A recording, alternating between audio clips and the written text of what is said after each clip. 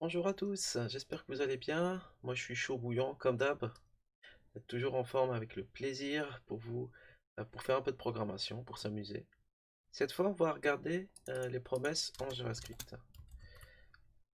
C'est un objet ou c'est une classe qui est souvent utilisée, donc on va regarder ensemble comment l'utiliser et de quoi il s'agit. Allez à l'attaque. Alors une promesse c'est quoi? C'est un objet ou une classe, enfin c'est une classe qui permet d'instancier des objets. Et ces objets-là, en fait, ont la particularité d'effectuer des traitements de façon asynchrone et retourner le résultat du coup de façon asynchrone aussi. C'est-à-dire que quand on crée la promesse, dans le code, on peut passer à la ligne suivante, mais la promesse continue de s'exécuter. C'est pour ça qu'on dit que c'est asynchrone. Et là, on peut se poser la question, comment récupérer le résultat de cette promesse? En fait, c'est en appelant un, un rappel ou une callback. C'est-à-dire que on lance la promesse et pour récupérer son résultat, il faut s'abonner à une callback, écouter une callback ou passer une callback pour faire des traitements lorsque la promesse se termine.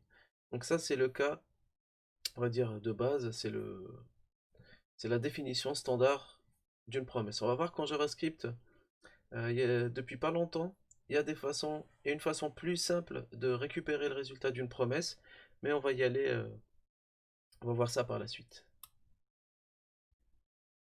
Pour commencer, on va d'abord voir un exemple d'utilisation de promesse avec une fonction qui retourne déjà une promesse. On va pas en créer tout de suite. Alors, un exemple justement d'utilisation de promesse, c'est un traitement asynchrone. Et le traitement asynchrone qu'on fait énormément, c'est faire un appel HTTP. C'est-à-dire, on a une URL, on veut récupérer son contenu. Et ben, en JavaScript, on peut faire ce traitement-là, c'est-à-dire télécharger le contenu, récupérer le contenu d'une requête HTTP, le résultat d'une requête HTTP, en passant par une promesse, parce que ben, c'est un traitement qui est asynchrone. Et les promesses s'y prêtent bien. Alors, dans cet exemple, j'ai une URL. Donc là, c'est un lien, un repository GitHub, un dépôt GitHub qui contient des courtes histoires c'est assez intéressant pour récupérer des petites histoires et s'amuser avec. Et on va utiliser la fonction fetch. Alors en JavaScript, la fonction fetch, elle est disponible nativement dans les navigateurs, Chrome, Firefox et autres, Safari et autres. La fonction fetch est disponible nativement. Par contre, sur Node, comme je suis en environnement Node actuellement, il faut l'importer. Voilà. Ensuite, pour utiliser la fonction fetch, on va récupérer ça. euh, J'appelle ça promise égale fetch. Et on regarde bien, quand on appelle la fonction fetch, on paramètre, on passe la requête. Et qu'est-ce qu'on a en réponse? Ben, on a une promise de réponse. Alors là, ça permet de dire quoi? Ça veut dire que la fonction fetch donc, retourner, va faire le traitement asynchrone de télécharger le contenu de l'URL. Et une fois que c'est fini, quand on va passer la callback de résolution ou de fin de promesse, le type de données qui sera retourné, c'est l'objet response. Donc l'objet response, c'est c'est une classe prédéfinie dans JavaScript qui permet de contenir toutes les infos relatives à une réponse d'une requête HTTP. Il n'y a pas le contenu encore, c'est vraiment par exemple le code de retour, s'il y a une erreur, si ça s'est bien passé, les en-têtes et ainsi de suite. Mais le corps, on l'a pas directement. On va voir comment récupérer le corps juste après. Donc là, je passe l'URL ici. Je récupère ça dans une promesse. Et on va loguer ça. On va loguer promise. Donc le résultat n'est pas là. Ça, c'est uniquement, si vous voulez, quelque chose qui permettra de récupérer le résultat. Et on va tester ça tout de suite. Et là, vous voyez que du coup, c'est une promesse qui est en pending. Donc, elle peut être pending. Elle a des statuts, je vous laisse voir la doc. Et quand elle est résolue, ben, elle passe quand elle est terminée ou en erreur, elle passe à un statut différent. Maintenant, pour récupérer le résultat d'une promise, c'est comme ça qu'il faut faire. Il faut passer une callback. Comme c'est asynchrone, c'est comme un événement en fait, hein. C'est comme si que ça, c'est un événement. Et dès que l'URL est téléchargée, ou dès que la première réponse est récupérée, on va dire dès que la réponse est récupérée, on appelle un événement, on déclenche un événement. Et pour cet événement, c'est then. Donc si vous voulez, la callback ou le rappel en français, la fonction rappel then, ça correspond à la fonction qui sera appelée quand la promesse sera terminée. Donc then, comment ça marche? En fait, c'est une fonction. Donc c'est comme un événement, c'est-à-dire que ce sera une fonction, comme ça. Par contre, là, le paramètre, ce sera bah, le type de retour de promise. Donc ce sera une réponse. Je peux du coup écrire ça. Alors, on va utiliser le formatage auto. Et vous voyez que ça, c'est de type response. Et on peut du coup faire des console.log response. Alors vous voyez par exemple le OK. La response.OK, c'est un booléen. Ça permet de savoir si c'est OK. On peut faire ça. Is OK. Comme ça.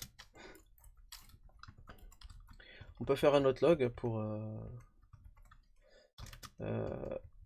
alors, là vous voyez que pour récupérer les headers par exemple, on peut les afficher directement. Donc comme j'ai dit, hein, on a le code de retour, c'est status je crois. Voilà, donc ça dit si c'est OK ou pas. Ça c'est le code de retour, le code de réponse. Et ça c'est les en-têtes, donc ils sont immédiatement disponibles. Par contre, le corps de la réponse, euh, réponse. On va regarder ça après. Déjà on va tester ça. Allez, je lance. Et je regarde ici que... Donc j'ai ma promesse qui est pending, qui correspond à ce log-là, celui-là. Et là j'ai bien is OK true, donc la réponse s'est bien déroulée.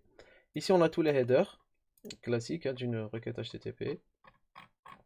Et ici on a le code de retour qui est bien une 200 ou 1.200, selon votre préférence. Alors, on a récupéré le code de retour, le status, les headers, et on veut aussi récupérer le corps de la réponse. Et on a deux fonctions pour ça. On a deux façons de récupérer le response, le corps de la réponse. Donc c'est soit avec response.json, ça permet du coup de récupérer ça sous forme d'un objet JavaScript, soit la fonction texte. Et pour notre cas, c'est la fonction texte qui nous arrange le plus, parce que ça, c'est pas un JSON qui est envoyé, c'est du texte brut. Par contre, si vous regardez bien, ici, texte, c'est une promesse. Ça veut dire qu'en fait, si vous voulez, il y a deux étapes. La fonction fetch travaille en deux phases. Donc la première phase, c'est... pardon, fetch, oui c'est ça. La fonction fetch, elle travaille en deux phases. Première phase, c'est déjà récupérer la réponse avec les headers, le status, et sans vraiment traiter le corps de la réponse. C'est-à-dire que le champ est récupéré, mais il n'est pas traité à part, quoi, pour optimiser les traitements. Et si on veut vraiment le récupérer, bah, pareil, ça va déclencher un traitement asynchrone, notamment si c'est du JSON. Ben, JSON, vous êtes d'accord que là, il faut le parser, il faut le traiter, analyser la structure, la syntaxe, si c'est bon ou pas. Le texte aussi, pareil, je pense qu'il faut copier. Pourquoi c'est une promesse? Parce que ça va copier le contenu vers une autre variable, donc il y aura des copies en mémoire et ça peut prendre du temps, donc c'est asynchrone. Et du coup, ou bien ça peut, enfin, si c'est fait dans le même thread, si c'est fait en synchrone, ça peut ralentir les performances. Et du coup, donc, c'est pour ça que ça a été fait sous forme de promesse. On n'est pas obligé de faire ça, c'est juste que quand la fonction fetch a été faite, bah, les développeurs de fetch ou ceux qui ont pensé la fonction fetch, ils se sont dit, bah, c'est plus intéressant, bah, les éléments qui nécessitent du traitement supplémentaire, qui est la récupération du corps, soit sous forme de texte, soit sous forme de JSON, d'objets JavaScript. Dans ce cas-là, c'est mieux de le faire sous forme de promesse, comme ça c'est asynchrone et ça va pas perturber le déroulement de l'application. Donc on va faire ça, et on va regarder du coup que là, ça va afficher non pas la réponse, mais euh, euh, Alors, pardon, c'est une fonction, donc c'est comme ça qu'il faut faire, pardon.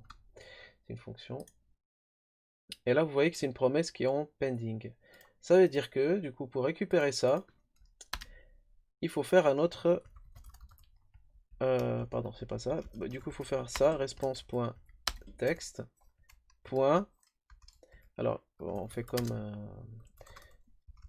tout à l'heure, text promise égale response.text. On va, vous inquiétez pas, on va écrire ça de façon plus brève. Vous inquiétez pas, ça c'est juste pour comprendre. Et en plus, suite textPromise.then. Et là, pareil, on va passer une fonction. Donc là, ce que va me retourner la promesse, c'est plutôt le corps de la fonction. Vous allez voir que text, c'est une promesse de string. C'est-à-dire que l'objet qui sera décapsulé ou traité, retourné, ou passé ici, ce sera du coup une string. Parce que là, text, la fonction text, c'est une promesse, promise vers string, comme vous pouvez le voir. Et là, on peut faire un console.log de texte. Voilà, on va regarder ce que ça donne. Hop, alors ça va pas marcher, mais on va voir pourquoi. Normalement, on aura une erreur ici. Alors, vous voyez ici qu'on a une erreur. Alors, c'est pas l'utilisation de la promesse qui pose problème. C'est juste que pour des raisons d'optimisation, en fait, l'objet response, on peut pas appeler deux fois la méthode text. Et là, comme vous le voyez ici, la méthode text, on l'a déjà appelée. Donc, ce qu'il faudrait faire, plutôt, c'est faire ça. Et ici, ne pas passer ne pas rappeler la méthode text, mais du coup passer à text promise. Voilà. Donc faites attention avec l'utilisation de l'objet response. En fait, pour des raisons d'optimisation, il n'autorise pas des appels multiples de certaines fonctions pour pas refaire des traitements, pour éviter de faire des erreurs et tout. Donc ça renvoie une exception. Donc là, on va tester. Et là, voilà. Donc là, vous avez bien ici tout le texte. Donc là, le log le log qui est là, qui est toujours là. Et juste en dessous, vous avez texte.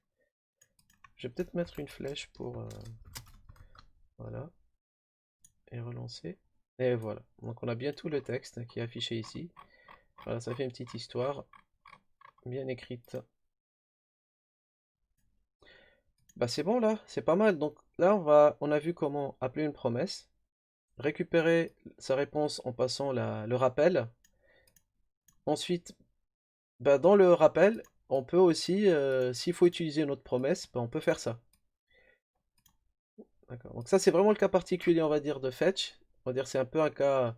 euh, en fait, ça fonctionne comme ça, c'est-à-dire qu'il y a deux niveaux de promesses. Le premier pour la réponse, avec les headers et le code de retour de la requête HTTP. Et ensuite, une deuxième promesse pour vraiment traiter le corps de la réponse.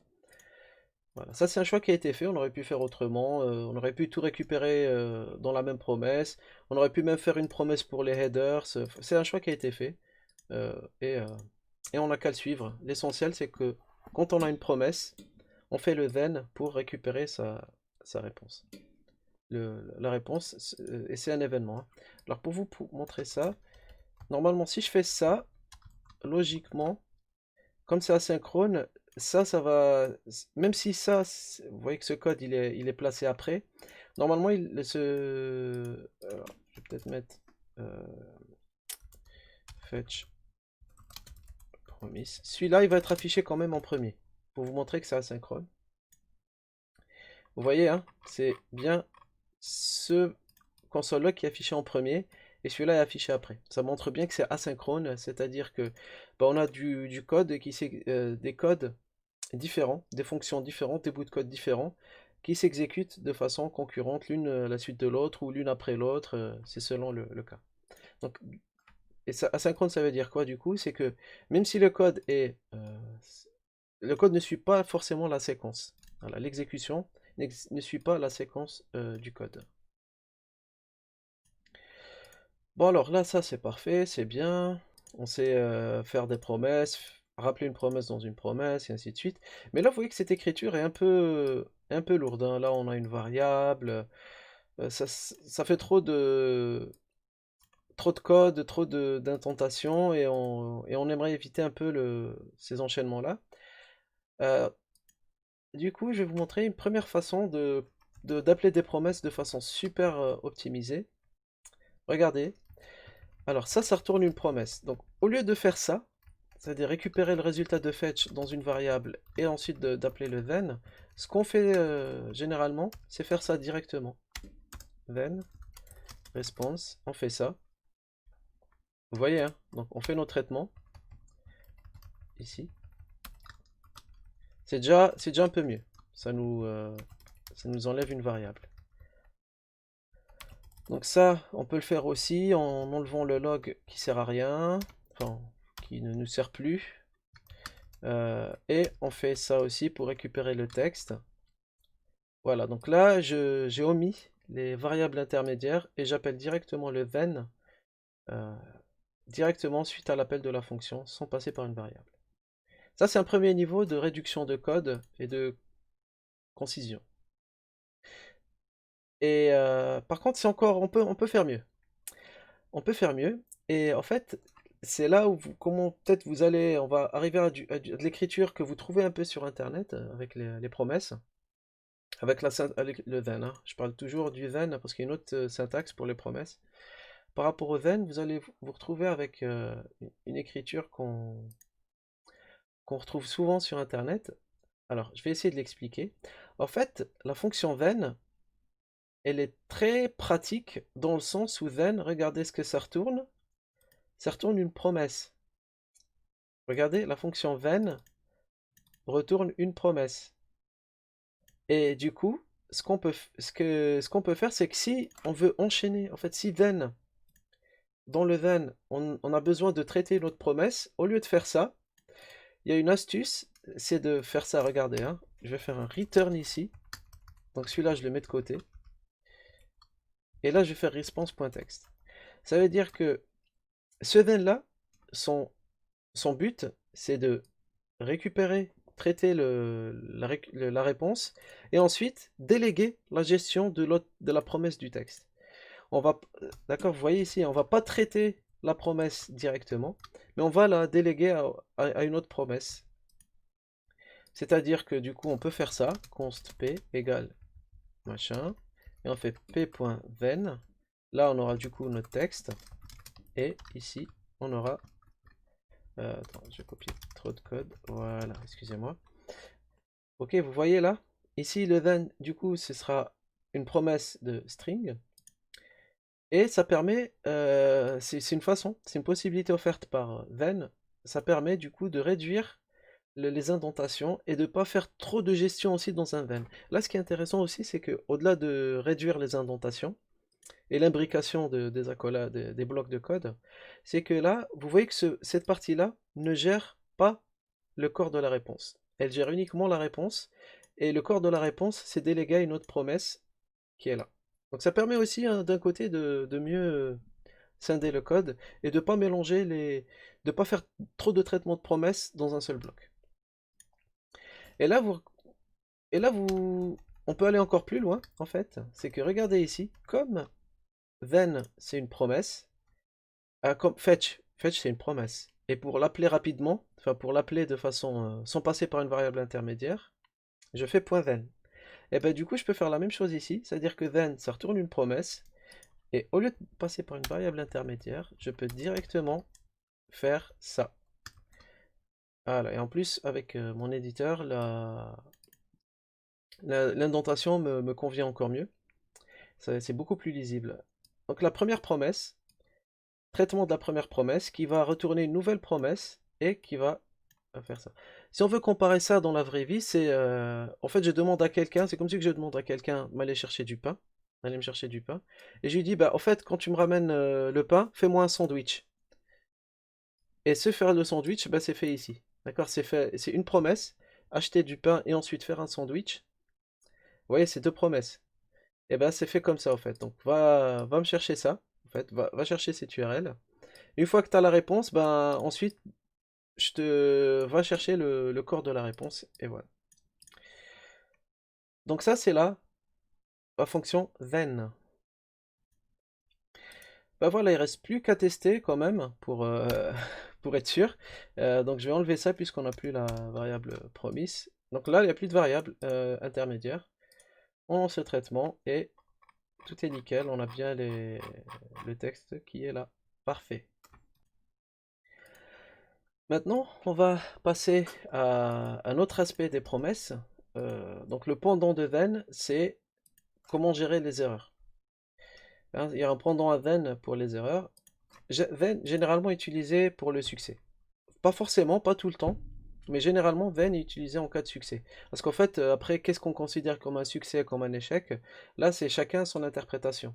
Hein, il y a certaines situations où c'est universellement reconnu, mais on va voir ici, par exemple, regardez, hein, un cas où bah, c'est un échec, ça peut être un échec pour certains, mais dans le fetch, c'est considéré comme un succès. Comme quelque chose qui passe dans le then, d'accord? Alors là, je vais faire une erreur 404 dans le sens, en modifiant l'URL. Là, ça va me permettre d'avoir une 404.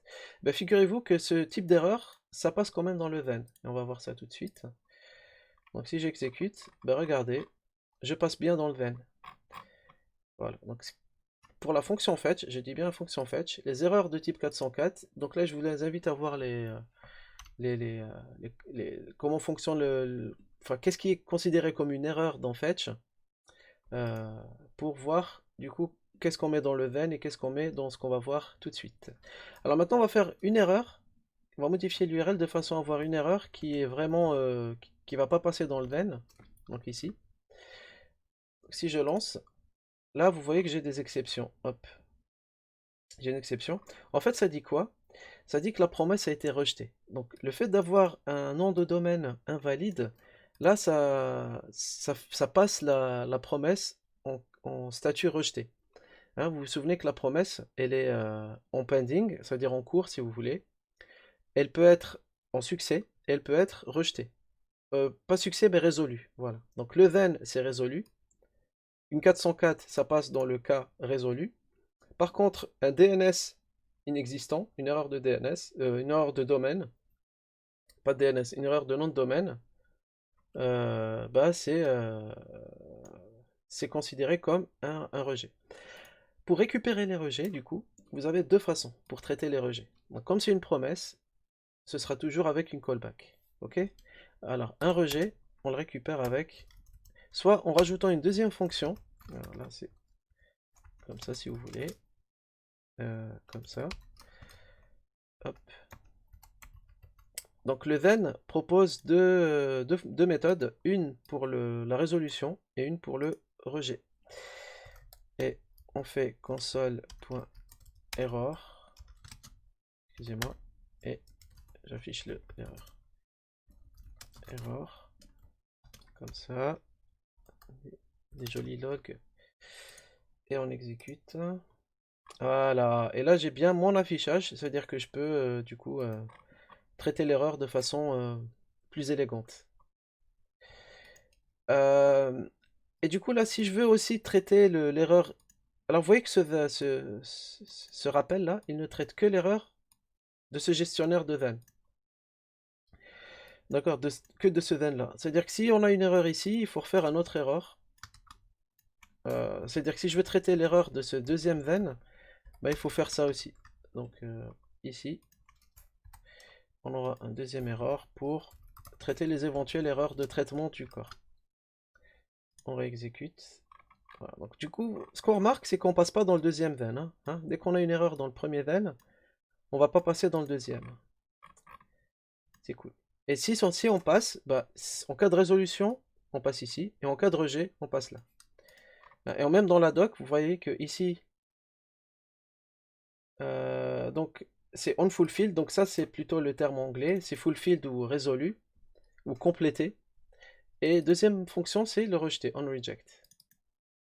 Donc la complétion et le rejet, ou la résolution et le rejet. C'est les deux termes qu'on retrouve. Mais bon, là, vous pouvez me dire aussi, ouais, ça fait un peu lourd, si c'est la même gestion d'erreur que je veux faire, j'ai pas envie de faire pour chaque then un gestionnaire de rejet spécifique. Dans ce cas-là, il y a une écriture plus courte avec les promesses. En fait, c'est qu'on peut donc réduire ça. Et ici, en fait, on a la fonction catch. Et là, euh, on a un gestionnaire global des erreurs pour l'enchaînement des promesses. Donc quand on enchaîne des promesses, catch you. Quand on a un enchaînement de promesses, on peut utiliser ou une seule promesse ou un enchaînement. On n'est pas obligé d'avoir un enchaînement pour l'utiliser, mais voilà, ça permet d'avoir un gestionnaire unique et en plus d'avoir de la lisibilité. Et vous voyez que je passe bien dans le catch. Et pour finir, on va enlever ces petites accolades qui ne servent à rien, parce qu'on n'a qu'une instruction. J'enlève les points-virgules, parce que pareil, ça ne sert à rien. Et ça permet d'avoir ce genre d'écriture en une seule ligne, par gestionnaire, par enchaînement de promesses. Je réexécute et ça marche toujours bien. Donc voilà, pour utiliser une promesse, donc, si vous avez une fonction qui retourne une promesse, la syntaxe c'est ça. Faire le then pour traiter la promesse et ensuite faire les traitements. S'il y a une autre promesse par la suite, ben, vaut mieux la retourner. Au lieu de la traiter dans la promesse, vaut mieux que vous la retourniez et que vous la gériez du coup en enchaînement du premier then. Et ce que je vous conseille du coup de faire à la fin, c'est de mettre toujours un catch, quel que soit le nombre de promesses que vous enchaînez. Hein. Donc là, si on a une autre promesse, ben on en refait un autre then, et ainsi de suite, un autre then, hein, et ainsi de suite. D'accord? Mais n'oubliez pas de faire un catch. Donc voilà pour les promesses, le then et le catch. Ensuite, je vous montrerai la nouvelle façon, la façon plus moderne, un peu moins complexe que then et catch pour appeler des promesses. Ok, alors, maintenant qu'on a bien traité le then, le catch, on a vu comment ça marchait. Euh, c'est vrai que pour certains, on n'est pas forcément fan de ce genre d'écriture, bah, ça nécessite l'enchaînement. En fait, tout ça, c'est une seule instruction, hein, vous regardez. Hein. Il n'y a qu'un seul point virgule. Donc c'est quand même assez pas très, on va dire propre ou net, mais après bon, chacun ses goûts. Et c'est pour ça que en JavaScript, il y a de nouveaux mots-clés qui ont été ajoutés pour justement euh, simplifier l'écriture des promesses. On va regarder comment ça marche. Alors, du coup, au lieu de... Je vais revenir à l'écriture de tout à l'heure. Const response. Vous vous souvenez, hein, j'avais fait ça. Donc ça, je vais le laisser ici. Je vais copier-coller. Je vais laisser les deux pour que vous ayez les parallèles. Alors, vous voyez ici que c'est une promesse que je retourne. En fait, ce qui sont dit, les développeurs de JavaScript, pardon, en fait, ils se sont inspirés d'autres langages qui ont cette technique-là. En fait, c'est une technique qui consiste à dire, bah, au lieu de demander au développeur lui-même de gérer le then et tout, bah, en fait, on va lui faire derrière les rideaux. Ça veut dire qu'en fait, on a un mot-clé ici qui s'appelle await, qui va faire le then pour nous derrière les rideaux et en fait, faire tout ça derrière les rideaux et nous retourner la réponse. D'accord? Donc le await, il fait quoi? En fait, si vous voulez, il va faire le then, il va directement nous retourner une réponse ici. Ça veut dire que si je mets le curseur, j'aurai directement response. D'accord, vous voyez l'astuce. Donc ça, si vous voulez, c'est le moteur JavaScript, c'est l'environnement JavaScript qui va automatiquement, derrière les rideaux, si vous voulez attendre le résultat du then et retourner directement la réponse, en donnant l'illusion que bah, c'est synchrone, alors que c'est bien asynchrone. Hein. Sauf que le fetch, il est asynchrone, ça veut dire qu'il va s'exécuter de façon asynchrone, mais l'enchaînement du code reste continu. Ça veut dire que là, je peux faire un console.log. En fait, je peux reprendre ce code-là. Voilà. Ça garde une écriture séquentielle avec du code asynchrone. Le await, c'est vraiment magique. Ça permet du coup de faire le then, de retourner la réponse, mais de façon, tout en gardant un flux de code continu, séquentiel. D'accord. Donc le await, il permet d'avoir un flux de code séquentiel, tout en gardant l'avantage de l'asynchrone. C'est-à-dire que là, ce fetch, il va pas bloquer mon navigateur pendant le téléchargement. Il va se faire de façon asynchrone. Et donc vous allez me dire, ok, donc ça c'est cool, on va tester. Hein. Donc ça je vais le commenter. Je vais commenter tout ça. pour pas avoir trop d'affichage. Alors, oui, donc là, il y a un problème avec le await. En fait, le await, il a une contrainte, c'est que je peux pas l'utiliser à la racine, et on va voir du coup comment l'utiliser proprement. Il a quelques contraintes quand même. Alors, j'ai fait un petit tour de magie, et là, ça marche. Regardez, hop. Donc là, j'ai bien l'erreur, parce que là, l'URL n'est pas bonne, donc je vais corriger l'URL. Exécute, et là, ça fonctionne. Alors, ce que j'ai fait pour que le await fonctionne à la racine, en fait, il faut passer à une version récente de Node.js. Donc sur Node.js, il faut être au moins la version 14.3.0 pour avoir le await que vous pouvez utiliser en niveau supérieur ou en top level. Sinon, il faut bidouiller un peu pour que ça fonctionne directement au niveau supérieur de votre code. Ok? Donc là, c'était juste mettre à jour Node. Assurez-vous que vous êtes au moins à la... Enfin, si vous êtes sur Node, hein, à la version 14.3.0. Et normalement, sur navigateur, vous pouvez le faire.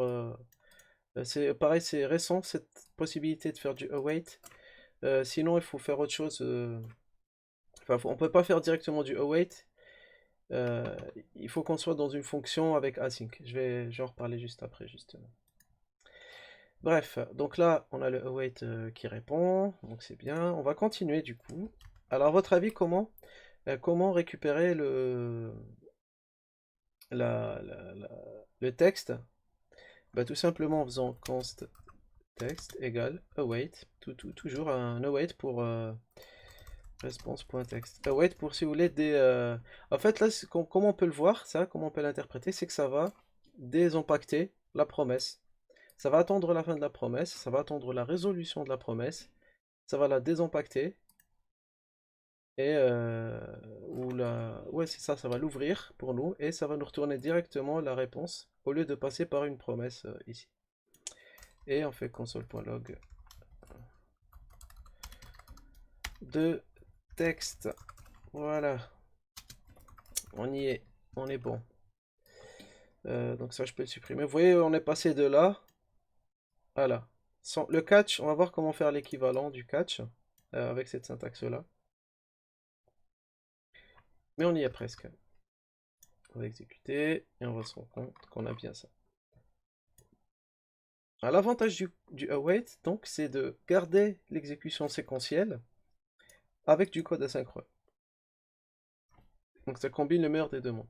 Par contre, ce que je ne peux pas faire avec await, c'est que je ne peux pas attendre. Enfin, si j'ai deux fetch par exemple en parallèle, si je veux faire deux requêtes en parallèle ici, ben, je peux pas le faire. En fait, là, on va d'abord faire celle-là et ensuite faire celle-là. Donc là, c'est réponse 1, là, c'est réponse 2. Avec fetch, je ne peux pas, avec await, pardon, je ne peux pas lancer deux requêtes ou deux promesses en parallèle. D'abord celle-là et ensuite celle-là. D'accord? C'est-à-dire que ça va prendre le temps de celle-là jusqu'à la fin, plus le temps de celle-là jusqu'à la fin. Tout le temps. Tout le temps. On est sûr que ça va attendre la fin de celle-là pour passer à celle-là. Si vous voulez faire deux promesses en parallèle, là vous pouvez utiliser en fait, alors ça c'est une petite parenthèse, ouais je la ferai, j'en parle tout de suite. Si je veux faire deux promesses en parallèle, il y a une astuce, c'est de faire ça. En fait on a promise.all, tac tac tac, ça veut dire que ça, en fait ça va prendre des promesses, un vecteur de promesses ou un ensemble de promesses, et ça va les exécuter en parallèle. Hop. Voilà. Et ça retourne une promesse. Ça retourne une promesse, comme vous pouvez le voir ici, qui contient le résultat de toutes ces promesses. Sauf que là, ça sera résolu une fois que les deux promesses sont finies, hein. Donc ça veut dire que si je fais un then, là, j'aurai du coup responses, hein, ce sera un tableau avec du coup, la première réponse et la deuxième réponse. Ou bien, donc ça je vais le commenter pour l'instant, ou bien j'utilise le await, hein. Donc const responses égale await promise.all. Alors, ça c'est une façon de lancer deux promesses en parallèle et de continuer une fois que les deux promesses auront fini. Donc là je je termine uniquement, je passe à la suite uniquement si les deux promesses sont terminées. Et du coup là, const response, je peux récupérer la première response en faisant ça, sans avoir à réécrire tout le code, modifier le nom partout. Donc la première response c'est celle-là. Voilà, donc ça avec le... Vous pouvez quand même garder l'aspect asynchrone, parallèle avec, tout en utilisant await, et, en fait en utilisant les fonctionnalités de promise de des méthodes statiques de promise. Et je vous laisse voir les autres par la suite. Bon, pour finir il reste deux choses à voir pour finir la partie await. Euh, alors, imaginons que j'ai une fonction hein, qui fait get response ou ouais, get response et qui prend en paramètre une URL. En fait, qui va juste faire un return de fetch ou non, get body promise. On va faire ça pour faire un truc plus un peu plus parlant.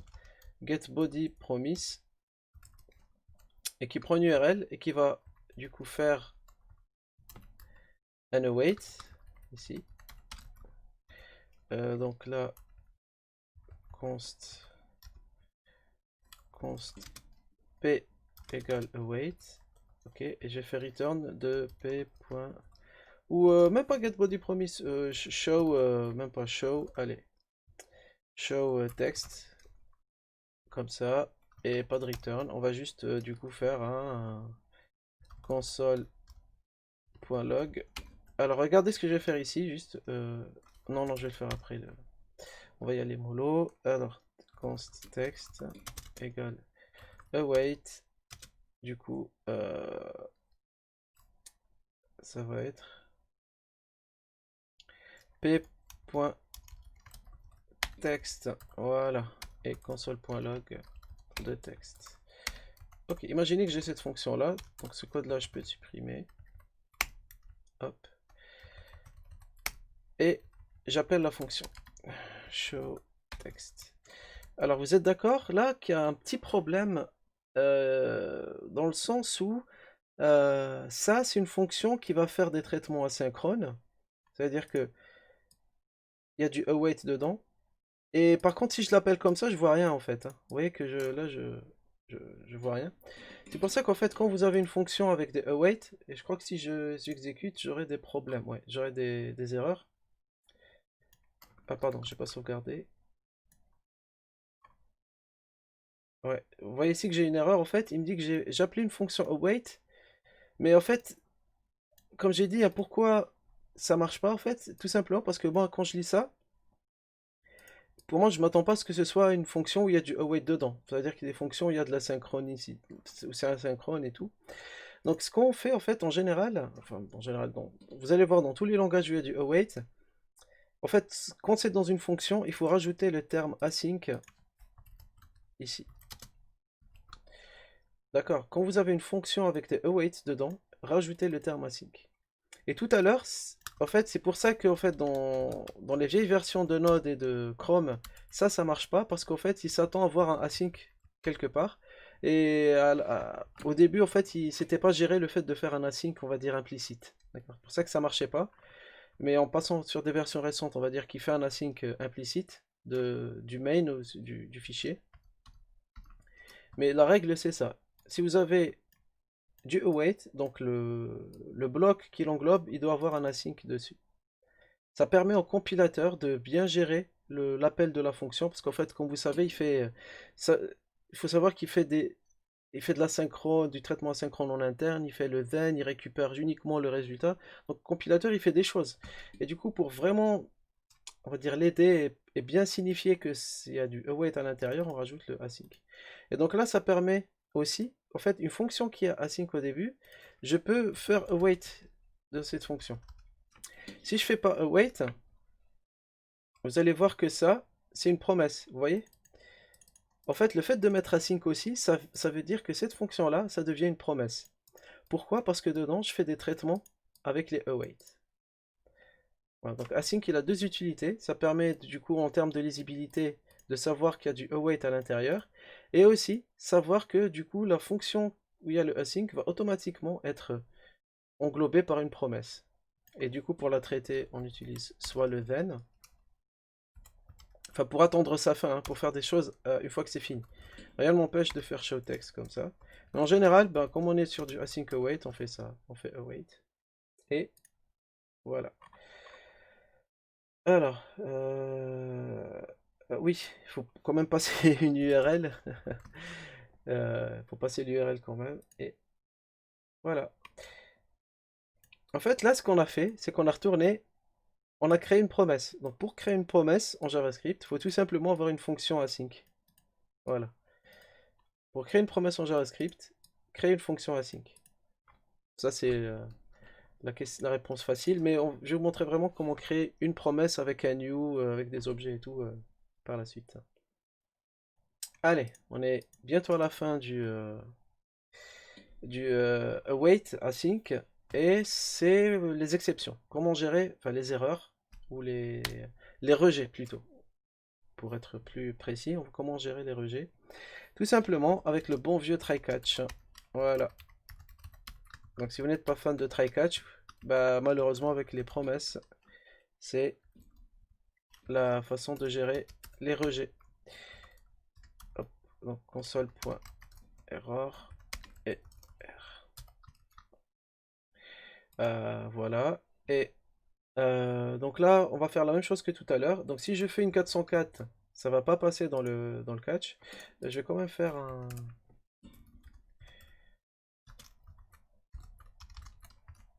Voilà. Exécution. 404. Bon, vous voyez que je passe Je passe pas dans le catch. Par contre, si je m'amuse à mettre un nom de domaine complètement erroné, comme celui-là, là, je passe dans l'exception. Donc c'est... Ouais, enfin, on utilise le terme exception, mais techniquement, c'est un rejet. On utilise le terme exception par abus de langage, et parce que c'est ce qu'on a appris dans les autres langages, notamment Java. On dit que ça, c'est une exception. Mais si on veut vraiment être technique, c'est un rejet de promesse.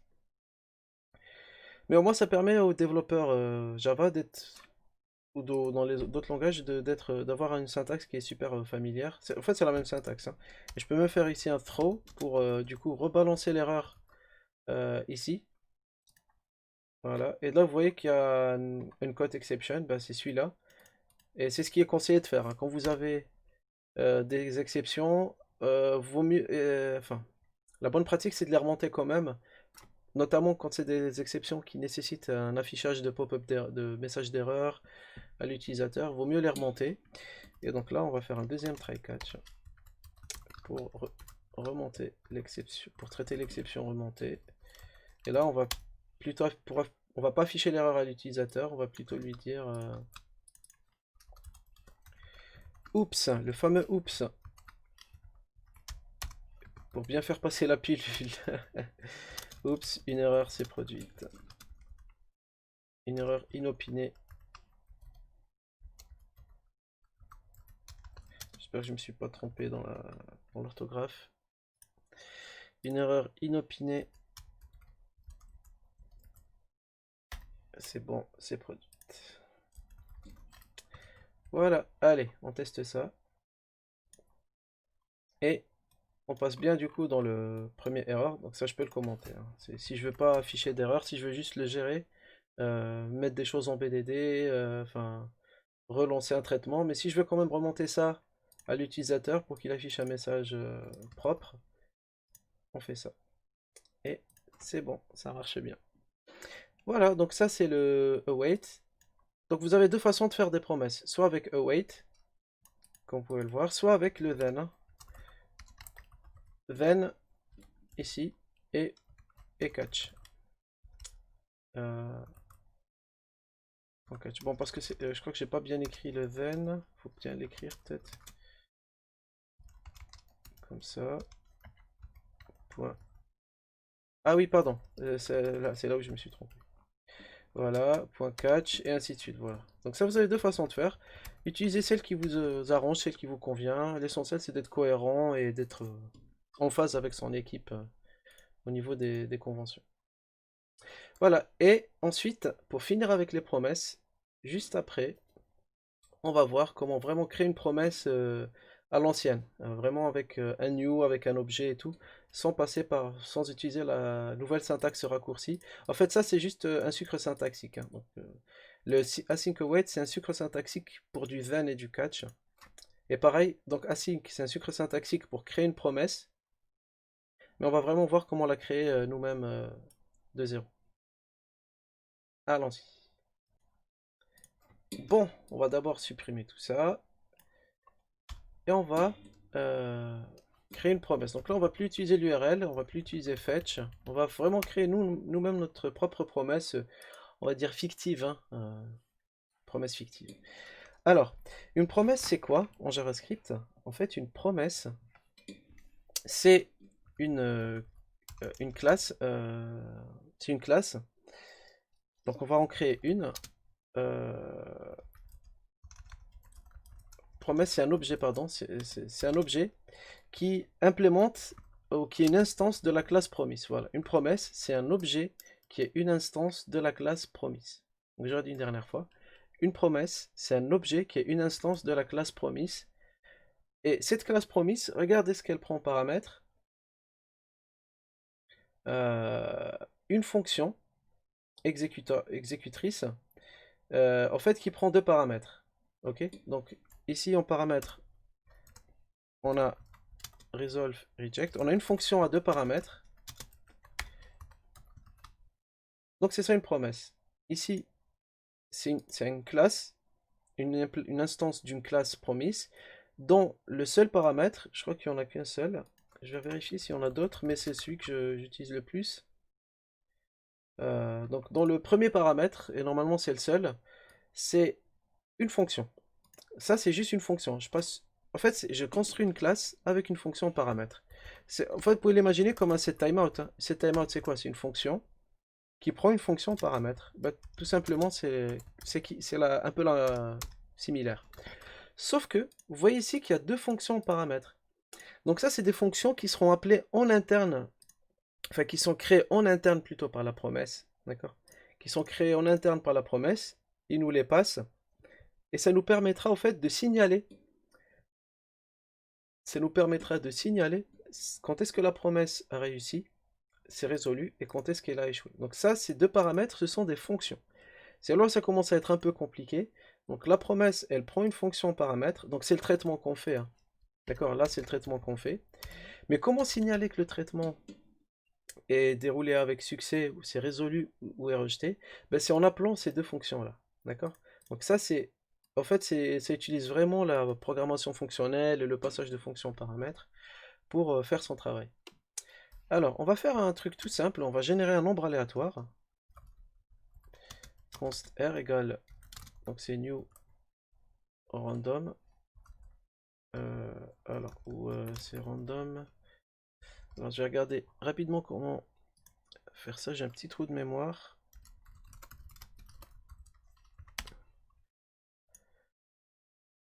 Ah, c'est mat.random, ok. Mat.random, excusez-moi pour la petite. C'est les aléas de l'enregistrement en live. Et du coup, on va faire ça. If, alors ça retourne un nombre entre 0 et 1. Donc si on fait if r, on va faire un truc tout simple. En fait, on a une chance sur deux. C'est une fonction asynchrone qui a une chance sur deux d'échouer. Resolve. Ou bien else reject. Ok. Donc si c'est supérieur à 0,5, je considère qu'elle est résolue. Et si elle est inférieure, je considère qu'elle a échoué. Je suis pas obligé de tout le temps. Donc là, c'est juste à titre d'exemple. Alors, ce que je vais faire, je vais même pas faire ça. Je vais tout le temps faire. Je vais commencer par juste faire resolve. Donc c'est une fonction qui va... alors, on va faire ça. Générer un nombre aléatoire. Et quelle que soit la valeur du nombre, je vais faire un resolve. Ok. Et pour récupérer, du coup, le résultat de cette promise, ben on va faire promise.then. Donc là c'est pareil, du coup ça revient à la même utilisation. Du coup je vais faire un await, hein, console.log, et je monte un petit raccourci pour l'écrire, donc await de promise.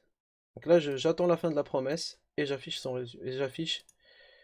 Alors est-ce que j'ai. Attends, attendez. En fait elle retourne rien. Euh, on va regarder ce que ça fait. Alors, j'exécute.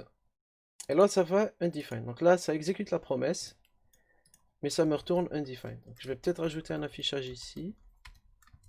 Console.log de R. Hop. Et j'exécute. Et là, vous voyez que j'ai bien généré un nombre aléatoire. Par contre, la promesse ici, ben, elle s'exécute, mais si je veux récupérer le R, je peux pas. Donc là, on n'est pas obligé aussi, pareil, d'avoir un résultat pour les promesses. Ça peut être juste un traitement asynchrone et je vais juste être averti qu'il a fini ou pas. D'accord? Donc dans ce cas-là, il faut juste faire un await. Mais si je veux, sans faire un console.log, hein, par contre, si je veux récupérer le résultat, en fait, la fonction resolve, elle prend un paramètre. Et là, je peux passer le résultat que je veux transmettre à ma promesse. Et si je fais ça, hop, c'est magique. J'ai bien le...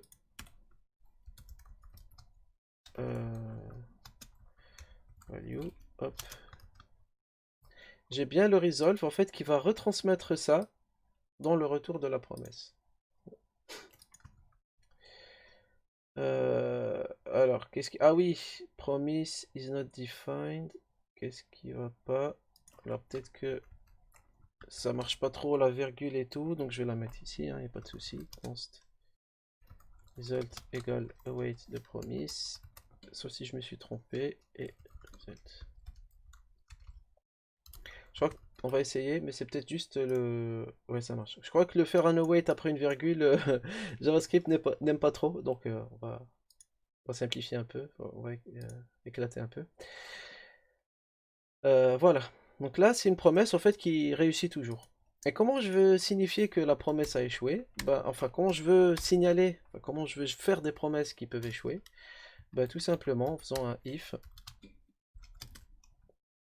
R. Par exemple, là, c'est vraiment un exemple. Là, si R est supérieur à 0,5, else, voilà. Donc là, si c'est supérieur à 0,5, je résolve avec R.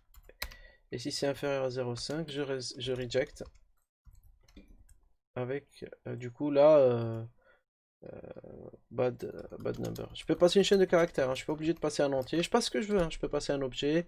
Comme vous voyez, une stack trace. Comme vous avez vu tout à l'heure, c'était une stack trace qui était passée. Là, c'est vraiment libre, libre à vous. Et du coup, pour récupérer l'erreur, là, il faut faire un try catch, hein. Avec le await, là, il faut faire un try catch. Un try catch, du coup, là, ce sera l'erreur. Et on va faire un console.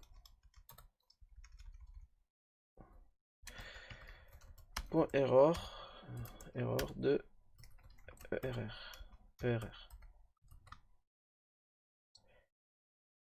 Nickel. On exécute. Donc là c'est resolve. Ah, là c'est bad number. Donc vous voyez que comme c'est random, donc là je suis en train d'exécuter de façon répétée. Et vous voyez que généralement on a une chance sur deux d'être soit dans le resolve ici, soit dans le reject qui est là. Donc ici, resolve, traité là. Reject qui est signalé ici et traité ici. Voilà, donc tout simplement c'est comme ça qu'on crée une promesse, hein. Vous créez une fonction, vous mettez votre traitement ici. Pardon, vous instanciez une promesse, une promise, et vous lui passez une fonction dans le constructeur avec ses resolve reject. Et si vous voulez signifier que la promesse est résolue, vous appelez resolve. Et si vous voulez dire que c'est en échec ou rejeté, vous appelez reject. Et pour finir, donc là vous voyez que cette syntaxe-là, on la trouve pas souvent en fait. Ce qu'on trouve souvent en JavaScript, c'est pas ça. Et je vais finir avec ça. C'est je vais vous montrer comment avoir une syntaxe qui ressemble un peu à ce qu'on trouve par exemple le fetch ou la fonction texte pour récupérer le corps d'une requête. Vous voyez que c'est des fonctions en fait. Donc je vais vous montrer comment faire. Alors function, je vais l'appeler generate get random number promise par exemple.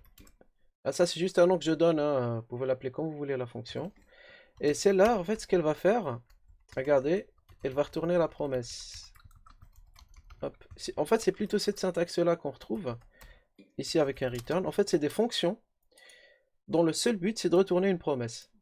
Alors, on peut l'écrire encore de façon plus concise en faisant ça. Si vous êtes fan des fonctions flèches. Et du coup, par contre, non, je peux pas le faire en fonction flèche. Donc, non, on va rester, on va rester sur l'écriture classique. Voilà, donc ça c'est ce qu'on trouve généralement en JavaScript. Si vous voulez créer des promesses, n'instanciez pas un objet promise comme ça dans la nature, plutôt englobez-le dans une fonction qui va retourner cette promesse-là. Et dans ce cas-là, on va pas faire await de promise, mais on va faire await get random number promise. Voilà. Et ça, vous voyez qu'on se retrouve du coup avec une syntaxe qui est similaire à ce qu'on trouve dans fetch. D'accord? En fait, fetch c'est quoi? C'est tout simplement une fonction. Si vous allez voir, je pense, le code source de fetch, je suis quasiment certain que dedans, il y a juste un return promise. Ou à la fin, il y a un return de new promise avec le vrai traitement. D'accord? Voilà. Et pour finir, donc là, niveau ce que je voulais vous dire ensemble, c'est fini. Je terminerai par un petit exo. Là, je vous demanderai de faire une promesse. Et bien sûr, je le corrigerai après, hein. Donc, je vous laisserai le temps. Enfin, ce que je vous propose de faire, c'est de faire une pause, faire l'exo, et ensuite faire play, faire continuer pour continuer, regarder le corriger. Un dernier exo que je vous propose, c'est de créer une promesse qui va générer un nombre aléatoire, qui va retourner un nombre aléatoire après 2 secondes. Et s'il est supérieur à 0,2, ça resolve, et sinon, ça reject. Donc, je redis, créer une promesse qui génère un NB aléa après 2 secondes. C'est pour simuler, si vous voulez, un traitement qui prend du temps, hein. Après 2 secondes. Et resolve si le NB généré est supérieur à 0,2. Et bien sûr, sinon, ça reject. Ça reject sévère. Voilà, alors vous pouvez faire pause maintenant, essayez de faire l'exo. Et je fais le corriger tout de suite. Allez, bon courage. Alors ça va, j'espère que ça a été.